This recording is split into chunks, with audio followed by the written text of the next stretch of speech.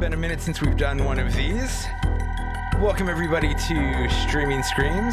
I'm Glenn. I'm here with Jessica. Hello. And we are doing an episode of Screaming Screams, which we haven't done in a while.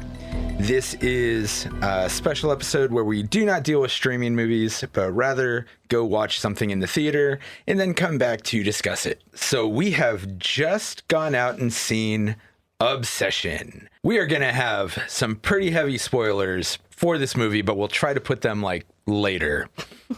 Written and directed by Curry Barker, starring Michael Johnson as Baron Bear Bailey. Inde. It's Indy. Is it Indy? Yeah. Oh, okay.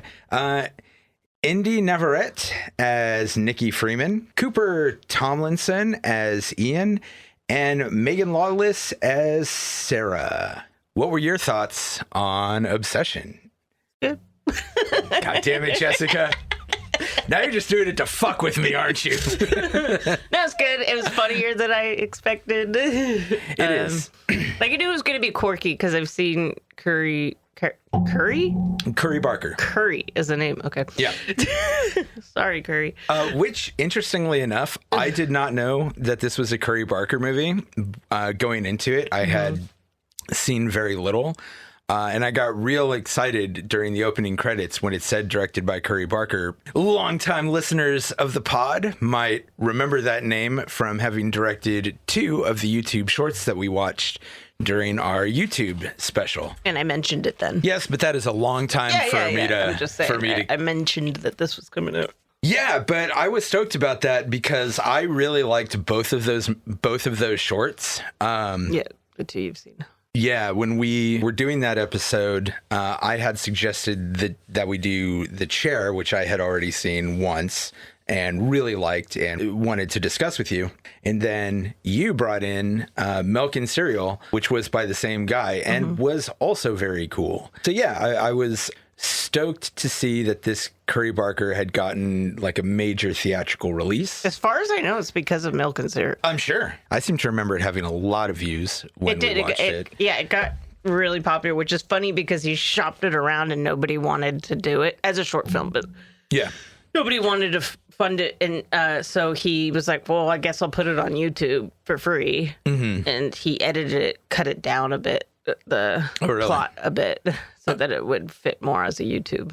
Okay. Yeah, keep it to short. Also, it was still a pretty long short. It's over an hour. I think it's like an hour. Yeah, I think it's an hour and 10 minutes or something like that. Yeah. Which is funny because when we were doing the Texas Chainsaw Massacre the other day, I realized that one is only an hour and 20 minutes. Yeah. So it was like barely longer than Milk and Cereal. I did look it up, and I think it was because of Milk and Cereal and Host, the pandemic Zoom call horror movie. Oh, I don't think I ever saw it. Yeah, you did. You and Katie saw it, and it scared the shit out of Katie. It's like a possession going on while they're doing like a seance. Yes. Yeah. But so because of that, that's considered a movie. I was like, well, then what the fuck is where's the distinction between a movie and a short film? There isn't really.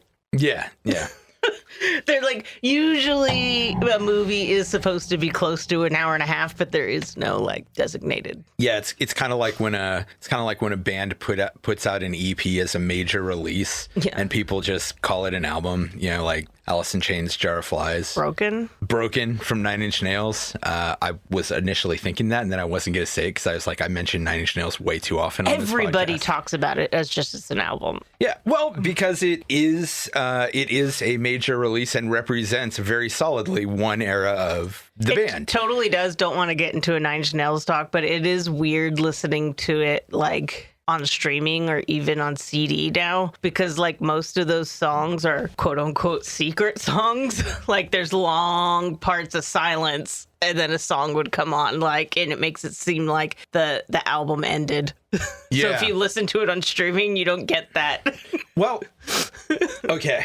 I mean, I try to make this quick As I because said, as I don't you want to just get into a mentioned. Nine Nails thing, But there is an interesting thing about that in that Physical and Suck were not recorded for Broken. I mean, you could tell. Right. But those were initially recorded for a Lollapalooza sampler. And then the record label stopped that from happening much the same way Trent Reznor was afraid that they were going to stop Broken. Right. And so when he put out Broken, he was like, well, I want to, give people these songs too, but they're not part of it. So he initially put them on a 3-inch CD that came with it. And then when stores got greedy and started selling the 3-inch by itself and then selling the Broken EP full price, that's when he was like, all right, well, fuck that. We'll do 99 tracks. We'll put them on tracks 98 and 99. Yeah. So while they are technically part of Broken, for all intents and purposes, they are not actually part of it. Oh, yeah. I mean, they sound different. Yeah. But when you're listening to a cassette or even a CD for the first time and not paying attention, it seems like a secret. They're called secret songs because it would just be silence for a really long time. And unless you got up and like changed the thing, you're like, oh, it's over. And you're just like, and then all of a sudden, like, what the fuck?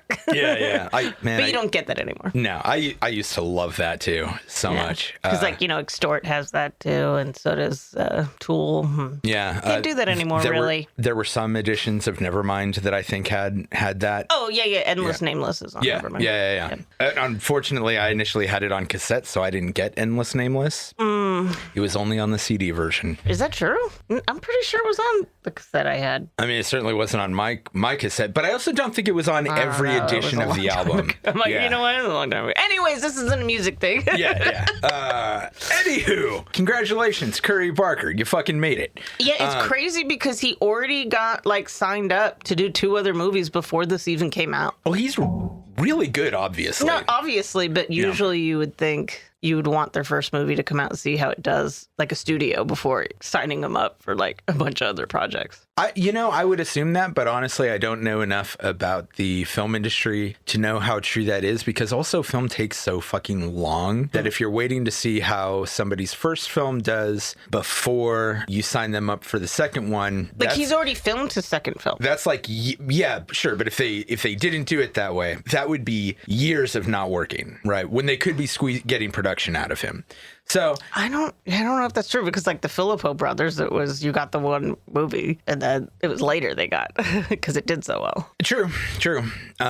Anyways, but either way, maybe just YouTube was already considered his proven track record. Yeah. It was interesting seeing some of the roots of Obsession in both of those films that we watched. Yeah. A lot of the way the character Nikki acts and the way that she's filmed and the way they do her movement, I noticed immediately was done in the same way that he did The Chair. Yeah. And a lot of the behavior of the Friends group did actually remind me of Milk and Cereal. How the Friends group was acting when they weren't being dicks. Yeah, which ruining each other's lives. Although technically he ruins all of their lives. Well, I was going to say, because Cooper, who plays Ian, is in most of these shorts, although he's in Milk and Cereal. Which also, I don't know what Curry Barker's thing is, but apparently he likes weird names, because a guy named Bear, it's not that out there, but it's still just and then in Milk and Cereal, there's the guy that goes by Milk and a guy that goes by Seven. Yeah. So I'm like, what's with these weird names? Yeah. Although, to be fair, at least Bear has an actual normal name that goes with it. I just instantly, when this came on, I was just like, he's got a thing for nicknames. Yeah. So we probably won't get too heavy into spoilers here, but just, the basic premise here is that this dude makes a wish on some kitschy, new agey wish bullshit toy thing for this girl that he really likes to fall in love with him. And it works. And be careful what you wish for, because she goes fucking crazy because of it. I don't think, I very much agree with you that it was a lot funnier than I was expecting. Yeah. I don't think I was ready for how crazy she gets so fast. Oh. That part where he tries to leave the bed and she just starts screaming, "Stay." Yeah. With this really long ramped up thing. Yeah. Oh man, it was so good and she was really fucking good. She's super good. And what was her name? Indy Navarrete. Fuck, man, she was very impressive. Yeah, and apparently, like, originally her character was written to be, like, really shy and, like, reserved. Mm-hmm. And Indy was the one that chose to play it as, like, no, she should be, like, the cool, confident girl. Yeah. Because she should be opposite, like him. And they were like, yeah, that works, like, a lot better. Because I don't think it would work as well if it was just some shy girl. Yeah, two shy people gravitating towards each other does not require a supernatural wish. Yeah. You know? Because they don't, like, go into details about it, but her nickname's Freaky Nikki, like, from high school. So we can infer what that means. I mean, that either means everyone thought she was a weirdo or that she was a slut.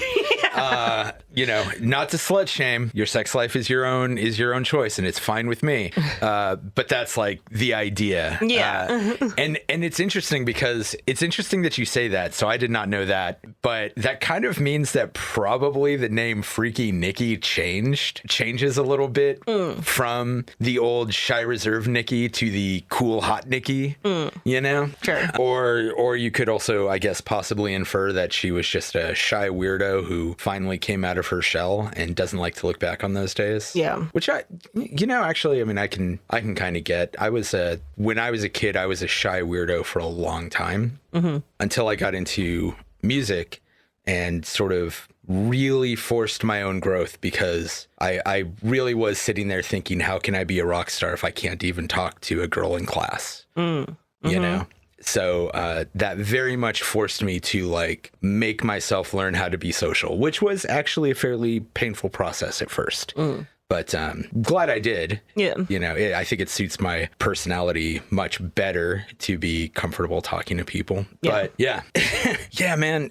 Some of the shit I was not expecting. The fucking duct tape. Oh, that's again funny. It's so funny. I know it's supposed to be scary, but I'm just like, that's so ridiculous. I think it's supposed to be both. Yeah. It's one of those things that like. Also, the way he reacts is funny. So yeah, she like completely duct tapes the door, and he's just slowly like, I got it. Yep. And I'll just, don't worry about it. No, I'll get out of here. She's like, oh, well, maybe if you can't get out, you should just stay home. No, I got it. Yeah. Him trying to navigate this and pretend like this is both of them just normal. Pretending like there's nothing happening. Nothing weird going on here, although she has used like multiple rolls of duct tape to just like the entire door is covered. The entire door and not a lot seams. of the wall. Yeah. It's absolutely wild. Oh God, and it's also funny. There's a scene where he wakes up and she's just like in a shadowy corner watching him sleep. Yeah, I couldn't help but think back when Twilight became really big, and the girl that I was dating at the time was reading the books, and she was telling me about what a great boyfriend Edward would be, and she was like, he does all these little things, like he just stands there and watches her sleep, and I'm like, that's not like actually healthy or cute. That's scary. And then here, like sitting there watching, because it's like, if you have a partner for a long time, sometimes there is just like you're like, oh, they're like snuggling something, they're being cute, and you just look for a second, but just standing there and watching. Yeah. I mean, I have definitely watched Katie sleep for like a couple minutes and just sat there like adoring her.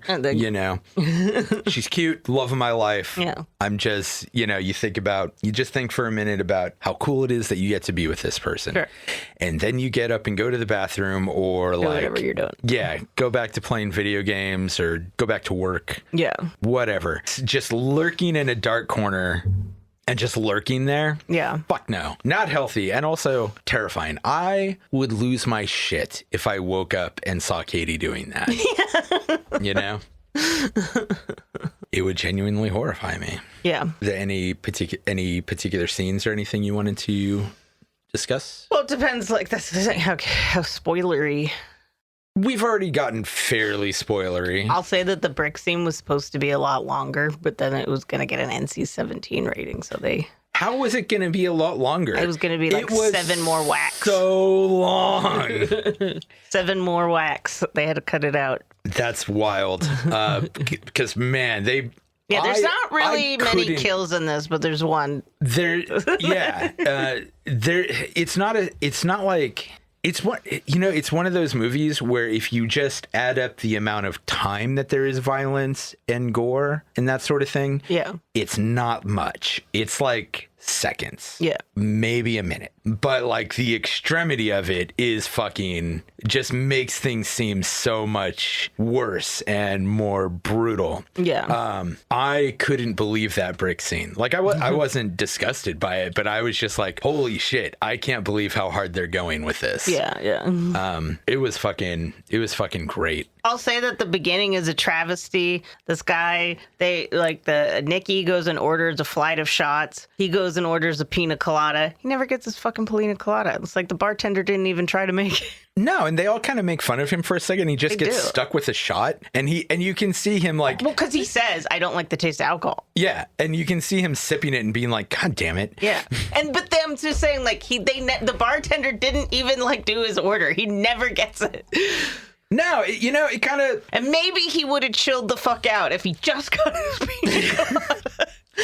Okay, it's going to get major spoiler heavy from here out. The characterizations in this movie are really good. Him being this like timid kind of smitten wuss, really, really sets this up nicely. But also his friend Ian, just being a manipulative asshole. He's a dick. He is a piece of shit. Not a good friend. No, he is an awful friend. Look. Guys and girls, anybody out there who's listening to this, if you are boinking... I was going to say, spoiler. Oh, yeah, Big spoilers. spoiler. Big spoilers. If you're banging your like best buddy's, crush, either don't or let them know that like... Yeah. Well, also because he's trying to coach him on how to like tell her. Well, that's how the movie opens. But he's legitimately doing it badly. Sure, on purpose. And he's not only is he trying to set him up for failure overall, but he's also trying to coach him in a way that's so self-serving. Like they're going out to trivia night. Yeah. And he doesn't want any drama on trivia night, so he's like manipulating Bear to not ask her like until after trivia, even though it's the most natural place to do it because they're already hanging out. So that guy's a piece of shit. He should have got it worse than he did. Yeah, it's wild. Also, poor Sarah. Yeah, I really liked her. I think this is one of the things that make a specific scene so effective. Yeah, is I was really hoping that he would figure his shit out and like realize, oh, Sarah's the one for him. Which oddly, we find the most out about her personally than anybody else. In this, because it's like we know that Nikki wants to leave, but for where? For what? I think she just wanted a different job. She was moving. Oh, she was moving. Yeah. Oh, college. No, she said that. Well, no. She said. I mean, maybe, but she says like, I need to get out of here because I'm trying to write like a movie. She says literally like, I'm trying to write a movie. It's a romance movie, and he's like, oh, you're writing a love story, and she's like, no, it's a romance. But how am I going to do that if I've never experienced real romance on my own? Right. And so she wanted to leave town. That makes sense. But we don't know anything like else than that. I'm just saying, like, Sarah, you're developed information slowly. Like, she's trying to apply to art college, and like she's been rejected. They're all working for her dad, and her dad's really supportive, and it's just like, you'll do it. Yeah, she is interestingly the most developed person. Yeah. She also probably has the least screen time. Yeah. I just thought that was interesting. Very interesting. Who would you recommend this one for? I mean, this is pretty open to like anybody because it is funny and it's not that graphic. Yeah. I mean, there's the one thing. I mean, there's actually a couple things. Yeah. None of them are as brutal as the one thing. Yeah.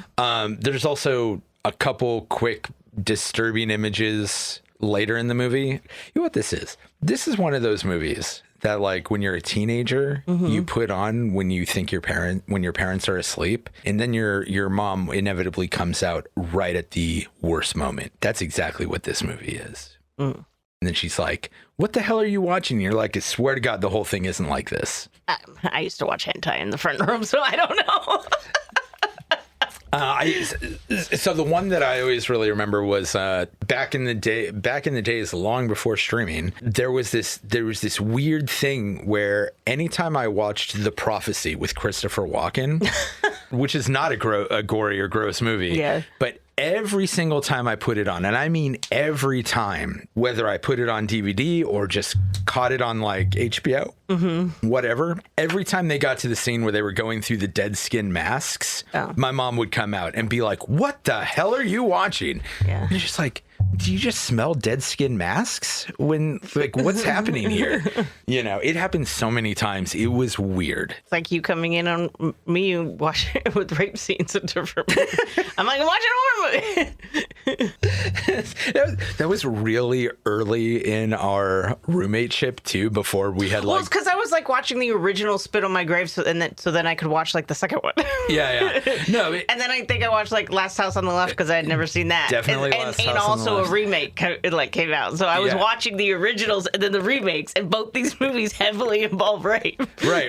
But like I kept just walking in for these scenes, and like I'm not a stranger to the whole rape revenge movie or anything like that. But the quantity with which it happened in a short amount of time. This was before we had become like good friends. We were mostly just roommates at the time, and we're like becoming better friends. But I was just like, dude, what is your deal? And I think I asked you, you did. like, and I was what all is your like, deal with this? You could have come in at other times and seen somebody's head get chopped off repeatedly. Because I think I also watched I Saw the Devil, which is also a rape revenge movie, Korean rape revenge movie. Yeah. Which just happened to come out at the same time. Yeah. It was a really funny coincidence. I was like, you could have just you're walking in at the wrong time. I do remember walking in like the fourth or fifth time and just being like, so what is your deal with rape movies? And you're just like, just watching the original and then the remake. It's just these two movies with two versions. And I'm like, okay.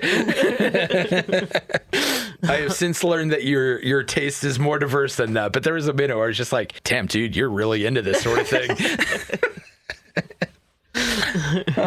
I would recommend I would recommend this for just about everybody. I think Curry Barker is going to if he continues on this trajectory, I think he'll be pretty damn successful. I think he'll become a big name in horror. He hasn't written it yet, but he's taking Texas Chainsaw Massacre very seriously. Oh man, I don't know. Everything after a certain point with that series is just so. I liked the first remake when they did it, but then I rewatched it recently. It's all right. I did also like the first remake, but like rewatching it, I didn't like it as much as I used to. Yeah, I mean, to be fair, I have not seen either the remake or the prequel since probably like 2008 or whatever year the prequel came out. I had them both on like burned DVDs. Yeah, and watched them I think a few times before moving in with you, and I haven't seen them since since we became roommates, which was forever ago now. Yeah. But I did like them at the time, but I don't know how well they would hold up. Yeah. All of these sequels and prequels to the original series or the original movie or whatever the fuck they're trying to do at any one point in time since. Yeah. Just fucking awful. They're awful. Oh, God. I think Texas Chainsaw 3D might have been the most disappointed I've ever been in a No, wait. I saw The Dark Tower. Never mind. Yeah, that was awful. And then that Leatherface prequel was terrible. The one with the bus full of like fucking tech hipsters was awful. So I don't know. Yeah. I have faith in this director. I do not have faith in the property. He's watching all the movies before he writes. Well, I hope he's watching for what doesn't work more than what works. Because I don't know. I love the first two. And even though it's not a good movie, I love The Next Generation or The Texas Chainsaw Massacre Returns, whichever title you go with. I can't remember 3, honestly. Yeah, which there's not much. We'll be rewatching that one soon. But yeah, then he has another movie that's been filmed but not out yet. I forget what it's called though. but it has Aaron Paul from Breaking Bad. Oh. And it's about... well, he's on Curry Barker's on a fucking rocket ship right now then. Yeah, so it's similar to Obsession in the sense that he likes the idea of taking these like classic like tropes. So like Obsession is like the monkey's paw thing, but he's like, but what if it was in reality? Like how would like everybody else like react to this? And so yeah, so the Aaron Paul one, I don't remember what it's called. It's not out yet anyways, but it's about yeah, I just did stop. Right before you said anything, I stopped. But it's about ghost hunters that are frauds, you know, and then they like the Warrens. Yeah, but then they run into a situation where it's real, and they have to figure out what to do with that. Honestly, that one's been done a couple times, but this has been done about 1,000 times. That's Obsession. true. That's true. That's true. Yeah. Well, I was gonna say that one's been done a couple times, but I'd be very interested to see his take on it. Well, like I said, he says he likes the idea of taking a classic thing, but then being like, let's ground it in reality, which I'm not so sure how much you could say of Obsession to a point. I mean, the money falling down from the sky, kind of, but that's towards the end. Other than that, yeah, it is, I guess. Yeah. I don't know, man. I guess it depends on how you define grounded in reality. He does fucking, I'll just call it the monkey's paw, even though it's not at all a monkey's paw. Yeah, but it's the same type. He does like call the support line for the monkey's paw type object. Yeah. And gets this dude who's like really bad tech support, essentially. So I guess, I don't know if I would say that's more grounded in reality or less. Because in a way, does take like an annoying thing that we all have to deal with and puts it in this fantastical setting. Yeah. But at the same time, you know, who puts a phone support line on their monkey's paw? Yeah. I would say though, we're living in a time that you have if you want to make movies, you have no excuse not to. There's so many. There's just so many people that have made YouTube videos or movies that are now making real movies. Yeah. So the Filippo brothers, Curry Barker, Kane Pixels. Yeah, Although he's using his real name now, I think. Okay, well, whatever. But yeah. The guy from the back rooms. I won't count Markiplier because he was already a multimillionaire with millions of fans, and so the only reason he was able to make that movie was because he was already successful. But still, nowadays with phones and everything, if you want to make a movie, just fucking do it. Yep. And just post it on YouTube, because that's all these guys did. They actually fucking Curry and Cooper like dropped out of school to make movies. Now, we're not advocating that you drop out of school. I mean, if it's not working out for you. Although, you know, says the guy whose you know greatest regret is going to college. Yeah, I mean, but it is just like, no, some people, college will do really well for you, even like in a creative thing, because a lot of the time school with like creative stuff, it's meeting people, like, which Curry did. He met Cooper at school. Right. They instantly like clicked and had like a lot of the same visions, but were like, you know what, we think we're beyond this already. So they left, and I'm just like, anyone who's like, oh, I really want to get into movies, but I can't afford it, or I can't do this and that. It's fucking bullshit. You just do it. Yep. I agree. This proves, like, because even The Chair, he was all like, yeah, we all had jobs. We filmed that on every weekend. It was just, hey, are you free? And it took like months and months to make. Yeah. Just because it's like, well, it was whenever anybody was free. And they had what, 2 locations? Yeah. They were probably both at the same house. Yeah, probably. You know, because we don't see the outside of where they where he takes the chair. Yeah. I mean, I honestly, I wonder what the budget for that movie even is, because it's just like, it has like one prop, like 6 actors. Yeah. Obsession 2 was only made for like 700,000, and that's wild. It's already made like, well, I don't know now, but like as of a week ago, it made like 72 million. That's crazy. Yeah. Stop kicking the desk. You know, don't have a cramped room. You should have you ever seen other people? They have a nice table. I know. That is my eventual plan. I just have to actually deal with this room. Be like, don't move. I'm like, well, no, just don't kick the desk. You can swing your feet all around. I'm not trying to kick the desk. It's there. Anyways, but yeah. And I honestly wouldn't care, except that your mic's attached to it. Yeah. Anyways, so yeah, if you want to make movies, if you want to make TV shows, just fucking do it. Because also, Workaholics Workaholics. You know how they got brought up? They made a web series that was originally a web series. Yep. So I'm just saying, like, nowadays, the access to entry for the basic person is for everybody. Just because of YouTube, it really does just open up. Yeah. So, yeah, do your thing if you want to do it. Take stock of what you actually have and build your movie around that. Fucking, I think that's what Robert Rodriguez, if I remember correctly, like the first El Mariachi movie, he basically just took stock of what he could get access to and then was like, all right, this is what we're using to make the movie. Yeah. And then he wrote the script. Yeah. If you want to make art, just fucking make art. Yep. There should be nothing stopping you. And then you can be in your 20s and be successful. I think he's in his 20s. I actually don't know how old Curry Barker is. I just know he's young. Yeah. Well, I mean, he's in Milk and Cereal, and he does look like he's in his 20s. Yeah. Let's see if we can find out how old he is. He's 26. Good for him. Yeah. Good for him. I'm stoked to see what he does in the future, because both of those short films that we watched on YouTube made a huge impression on me. I've watched The Chair multiple times. You know, like I really just enjoyed both of them. Yeah. I thought this funny was too, great. because The Chair too, he said he showed the script to a bunch of people and everyone was like, don't do this. This is stupid. And he was like, no.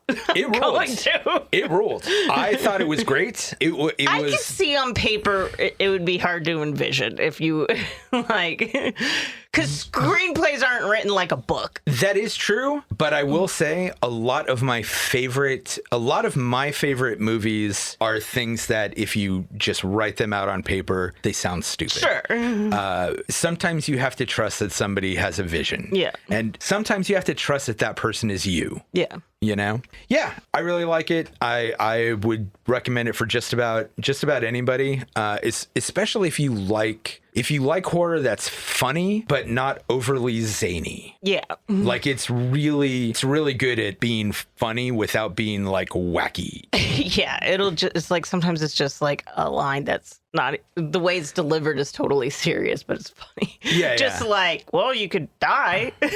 Yeah. Or just the way certain things are unexpected. Like you see the horrified look on his face and you're like, it's going to be like a dead body or something. Yeah. And no, she's duct taped to the entire wall to keep him from getting out the door. Yeah. It's not what you're expecting. Yeah. All right. Well, check it out. Thanks for joining us here at the Streaming Screams podcast. Please follow us on Instagram, Facebook, Threads, and YouTube at Streaming Screams Pod. you can also find us on TikTok and Blue Sky at Screams Pod. Every follow, like, thumb, rating, review, subscription, and share all help us out a lot with all the algorithm shit. So if you like what we're doing, please rate us wherever you get your podcasts, like our posts, all that other good internet bullshit. And again, thank you for listening to The Streaming Screams Podcast.